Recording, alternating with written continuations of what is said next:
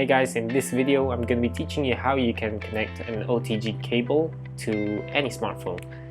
So what I have here is an OTG cable. It's not a cable, it's just an OTG chip where you can connect to your smartphone and then use that as an adapter to any USB related things. So for example, a keyboard, a mouse, or even a thumb drive. So all you have to do is just connect this chip, this OTG adapter to your smartphone. I have my smartphone actually recording this video, so I cannot really show you right now. And then your OTG connection should actually work. But in some cases it doesn't, so you need to enable that in the settings.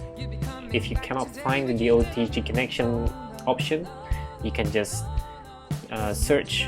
It should detect that there is an OTG connection and you're ready to go with any keyboard or mouse to connect.